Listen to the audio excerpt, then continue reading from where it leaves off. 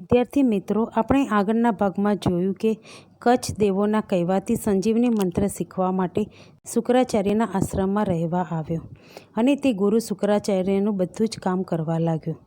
હવે આપણે આગળ પાઠ જોઈશું. Thus Kacha began to live with Shukracharya. હવે કચ્છ શુક્રાચાર્યની સાથે રહેવાનું શરૂ કર્યું.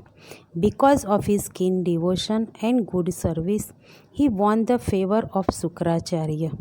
Because of his keen devotion, keen એટલે ઉગ્ર, devotion એટલે ભક્તિ, તેની ઉગ્ર ભક્તિ એન્ડ ગુડ સર્વિસ, સારી સેવાને કારણે he won the favor of Shukracharya. Favour એટલે કે દિલ જીતી લેવું, તે શુક્રાચાર્યનું દિલ જીતી લીધું.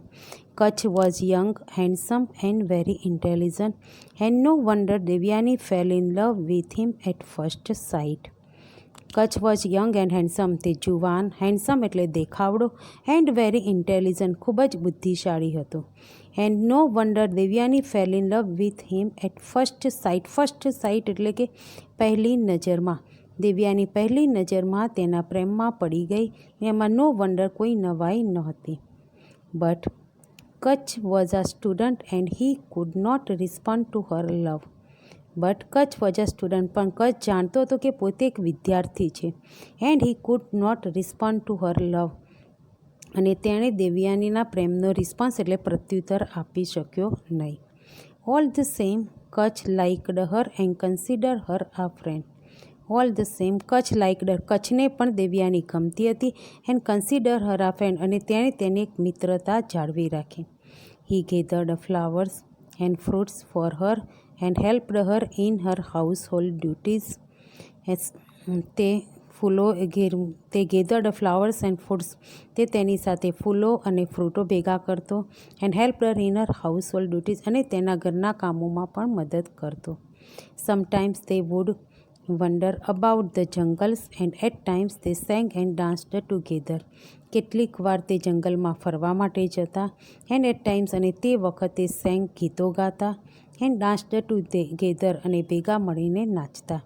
In course of time the asurs found out why Kach was staying with Shukracharya. અને થોડાક સમયમાં અસુરોને ખબર પડી ગઈ કે શા માટે કચ્છ શુક્રાચાર્ય સાથે રહેવા આવ્યો છે. They did not want to secrete the reviving dead people to be known to the devs, and therefore they decided to remove Kutch from Shukracharya's hermitage for good. They did not want the secret of reviving dead people to be known to the devs. તેઓ ઈચ્છતા નહોતા કે તે મરેલાને પાછા જીવિત કરવાની વિદ્યા દેવો જાણી જાય. અને ધેરફોર, અને તેથી they decided to remove Kutch from Shukracharya's hermitage for good. અને સારા માટે તેમણે શુક્રાચાર્યના આશ્રમમાંથી કચ્છને દૂર કરવાનું નક્કી કર્યું. That could only be done by killing him. અને આ ફક્ત તેના મારી નાખવાથી જ શક્ય બની શકે તેમ હતું. One day, when Kutch was taking his master's cows to the jungle, the Asurs waylaid him and killed him.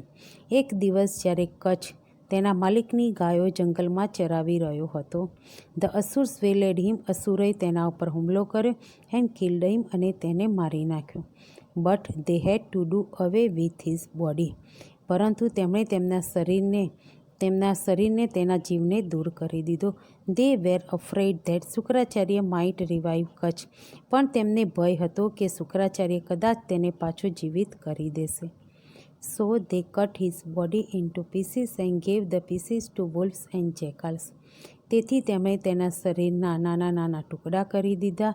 and gave the pieces to wolves and jackals. wolves એટલે વરુઓ, અને jackals એટલે શિયાળો. અને તેમણે ટુકડા વરુઓ અને શિયાળોને ખવડાવી દીધા.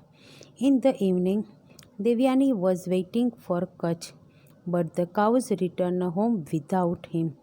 સાંજ થઈ ગઈ અને દેવયાની કચ્છ માટે રાહ જોઈ રહી હતી, પરંતુ the cows return home without him, ગાયો તેના વિના ઘરે પાછી ફરી ગઈ. દેવયાની વોઝ અપસેટ, દેવયાની દુઃખી થઈ ગઈ. C went to her father and said, તે તેના પિતા પાસે ગઈ અને કહ્યું, the sun has set, the cows have return home. સૂર્યાસ્ત થઈ ગયો છે, ગાયો ઘરે પાછી ફરી ગઈ છે. કચ્છ હેઝ નોટ, કચ્છ હજી ઘરે આવ્યો નથી. He is either lost or dead, કાં તો તે ગુમ થઈ ગયો છે અથવા તો તે મૃત્યુ પામ્યો છે. O father, bring Kach back. અરે પિતાજી, કચ્છને પાછો લાવો.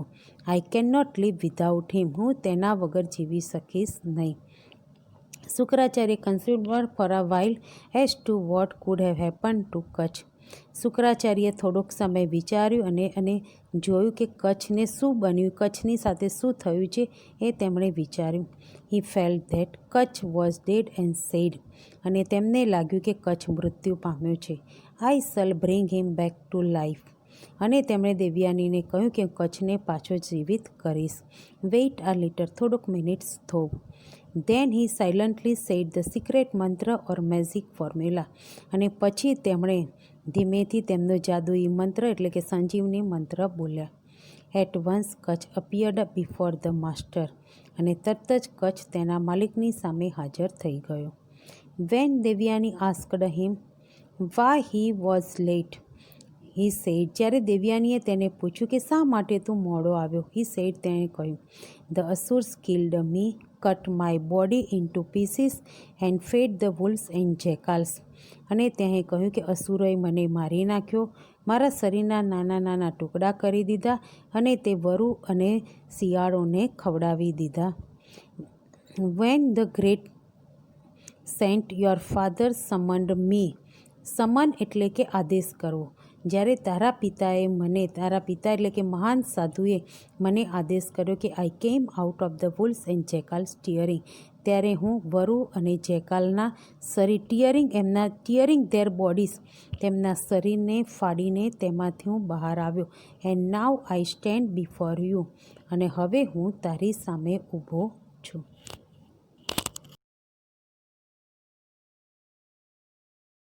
Kutch continued to live with Shukracharya and Devayani. કચ્છે શુક્રાચાર્ય અને દેવયાની સાથે રહેવાનું ચાલુ રાખ્યું. But the asurs did not keep quiet. પરંતુ અસુરો શાંતિથી બેઠા નહીં. One day Kach was in the jungle collecting flowers when the asurs caught him. એક દિવસ કચ્છ જંગલમાં ફૂલો એકઠા કરી રહ્યો હતો.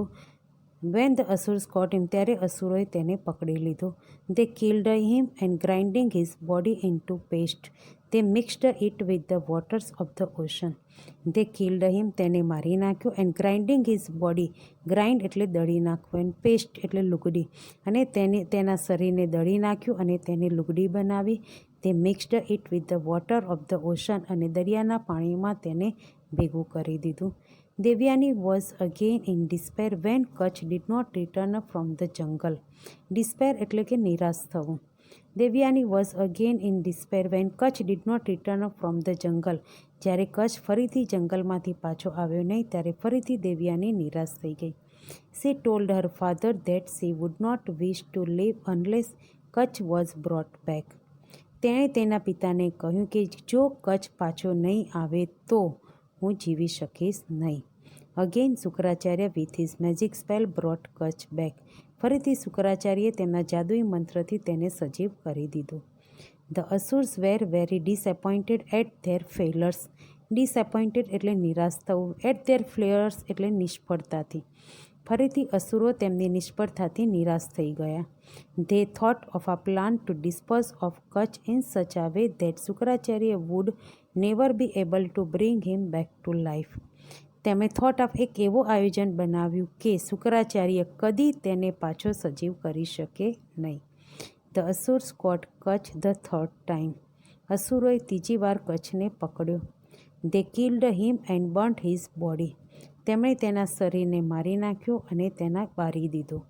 દે collected the ash and mixed the ash with the divine wine that Shukracharya drank. They collected the ash, તેમણે તેની રાખને એકઠી કરી.